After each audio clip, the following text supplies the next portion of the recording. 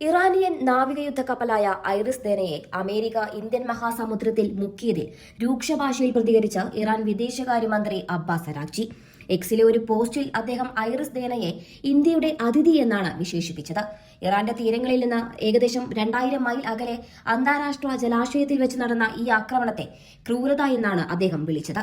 കപ്പലിൽ 130 നാവികർ ഉണ്ടായിരുന്നുവെന്നും ഇറാനിലേക്കുള്ള മടക്കയാത്രയ്ക്കിടയിൽ യാതൊരു മുന്നറിയിപ്പും കൂടാതെയാണ് ആക്രമണം ഉണ്ടായതെന്നും അദ്ദേഹം സ്ഥിരീകരിച്ചു. ഈ പ്രവൃത്തിയിൽ അമേരിക്ക ഖേദിക്കേണ്ടി വരുമെന്ന കടുത്ത മുന്നറിയിപ്പാണ് അരാഗ്ചി നൽകിയിരിക്കുന്നത്. അന്താരാഷ്ട്ര സമുദ്ര മാനദണ്ഡങ്ങളുടെ നഗ്നമായ ലംഘനമാണിതെന്നും അദ്ദേഹം കൂട്ടിച്ചേർത്തു.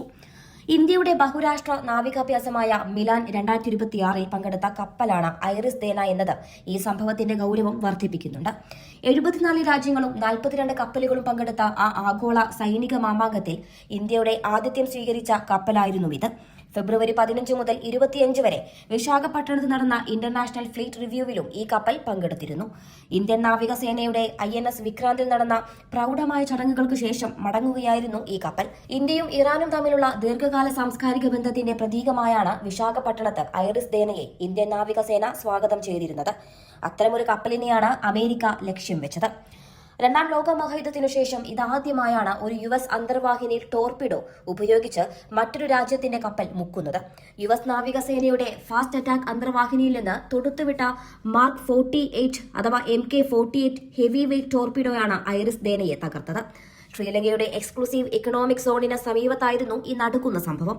ടോർപിഡോ കപ്പലിന്റെ ഹല്ലിൽ ഇടിച്ചതോടെ വൻ സ്ഫോടനമുണ്ടാകുകയും കപ്പലിന്റെ പിൻഭാഗം തകർന്ന് അത് വെള്ളത്തിന് മുകളിലേക്ക് ഉയരുകയും നിമിഷങ്ങൾക്കുള്ളിൽ മുങ്ങുകയുമായിരുന്നു. US പ്രതിരോധ സെക്രട്ടറി പീറ്റ് ഹെഗ്സെത്ത് ഈ ആക്രമണത്തെ നിശബ്ദ മരണമെന്ന് വിശേഷിപ്പിച്ച് വീമ്പിളക്കിയത് ലോകമെമ്പാടുമുള്ള നയതന്ത്ര വിദഗ്ധരെ ഞെട്ടിച്ചിട്ടുണ്ട്. ദുരന്തത്തിൽ മരിച്ചവരുടെ എണ്ണം 87 കടന്നതായാണ് ഔദ്യോഗിക റിപ്പോർട്ടുകൾ പറയുന്നത്. നിരവധി നാവികരെ കാണാതായിട്ടുണ്ട്. ശ്രീലങ്കൻ നാവികസേനയും വ്യോമസേനയും സംയുക്തമായി നടത്തിയ തിരച്ചിൽ രക്ഷാപ്രവർത്തനത്തിൽ 32 നാവികരെ രക്ഷപ്പെടുത്തിയിട്ടുണ്ട്. പരിക്കേറ്റവരെ ചികിത്സയ്ക്കായി ഗാലയിലെ കരാപിതിയ ടീച്ചിംഗ് ആശുപത്രിയിലേക്ക് കൊണ്ടുപോയിട്ടുണ്ട്. 87 മൃതദേഹങ്ങൾ ഇതുവരെ കണ്ടെടുത്തതായി ശ്രീലങ്കൻ പ്രതിരോധ മന്ത്രാലയം സ്ഥിരീകരിച്ചു. അന്താരാഷ്ട്ര ജലാശയങ്ങളെ നിഷ്പക്ഷ സങ്കേതമായി US ഇനി കണക്കാക്കുന്നില്ല എന്ന സന്ദേശമാണ് ഈ ആക്രമണം നൽകുന്നതെന്ന് ഇറാൻ കുറ്റപ്പെടുത്തുന്നു. ഇത് ആഗോള സൈനിക സംഘർഷങ്ങൾ വർദ്ധിപ്പിക്കാൻ മാത്രമേ സഹായിക്കൂ. ഇന്ത്യൻ സർക്കാർ ഐറിസ് ദേന മുങ്ങിയതിനെക്കുറിച്ച് ഇന്ത്യൻ സർക്കാർ ഇതുവരെ വിശദമായ ഔദ്യോഗിക പ്രസ്താവന പുറത്തിറക്കിയിട്ടില്ല. എന്നാൽ മുൻ ഇന്ത്യൻ നാവികസേനാ മേധാവി അഡ്മിറൽ അരുൺ പ്രകാശ് ഈ സംഭവത്തെ കടുത്ത ഭാഷയിൽ അപലപിച്ചു. ഇതൊരു അർത്ഥശൂന്യവും പ്രകോപനപരവുമായ പ്രവൃത്തിയാണെന്നാണ് അദ്ദേഹം സോഷ്യൽ മീഡിയയിൽ കുറിച്ചത്. ഭാരതത്തിന്റെ അതിഥിയായി വന്ന ഒരു കപ്പലിന് നേരെ ഉണ്ടായ ഈ ആക്രമണം നയതന്ത്രപരമായി ഇന്ത്യയെ സംബന്ധിച്ചിടത്തോളം വലിയൊരു വെല്ലുവിളിയാണ്.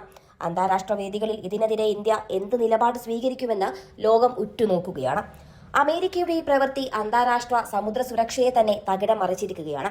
മുന്നറിയിപ്പില്ലാതെ ഒരു വിദേശ യുദ്ധക്കപ്പൽ മുക്കുന്നത് അന്താരാഷ്ട്ര നിയമങ്ങൾക്ക് വിരുദ്ധമാണ്. ഇറാന്റെ അസ്ഥികൾക്ക് അന്താരാഷ്ട്ര ജലാശയങ്ങളിൽ ഇനി സുരക്ഷയില്ലെന്ന സന്ദേശം പശ്ചിമേഷ്യൻ യുദ്ധത്തെ ഇന്ത്യൻ മഹാസമുദ്രത്തിലേക്കും പടർത്തുകയാണ്. അമേരിക്കയുടെ ഈ മുൻകൂർ നീക്കം വലിയൊരു യുദ്ധത്തിലേക്ക് വഴിവെക്കുമോ എന്ന ആശങ്ക സൈനിക വിദഗ്ധർ പങ്കുവെക്കുന്നുണ്ട്. ഇറാന്റെ പ്രതികാരം ഇന്ത്യൻ മഹാസമുദ്രത്തിലെ സമാധാനത്തെ എങ്ങനെ ബാധിക്കുമെന്ന് വരും ദിവസങ്ങളിൽ നമുക്കറിയാം. ഇന്ത്യയുടെ നാവികാഭ്യാസങ്ങളിൽ പങ്കെടുത്തു മടങ്ങിയ അതിഥിയെ അമേരിക്ക വേട്ടയാടിയത് ഇറാൻ ഒരിക്കലും മറക്കുമെന്ന് തോന്നുന്നില്ല. 87 നാവികരുടെ ചോര വീണ ആ കടൽ ഇനി ശാന്തമായിരിക്കില്ല എന്ന മുന്നറിയിപ്പ് കൂടിയാണ് അരാഗ്ചിയുടെ വാക്കുകൾ നൽകുന്നത്. അമേരിക്കയുടെ നിശബ്ദ മരണമെന്ന വീമ്പിളക്കലുകൾ അന്താരാഷ്ട്ര സമാധാനത്തിന് വിഘാതമാകുമ്പോൾ ഇന്ത്യ എന്ത് നിലപാട് സ്വീകരിക്കുമെന്നത് നിർണായകമാണ്.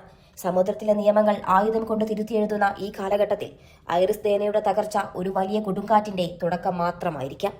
ചതിയുടെയും പകയുടെയും കഥകൾ സമുദ്രത്തിന്റെ ആഴങ്ങളിൽ നിന്ന് ഇനി എത്ര കേൾക്കേണ്ടി വരും? കാലം സാക്ഷിയാവട്ടെ.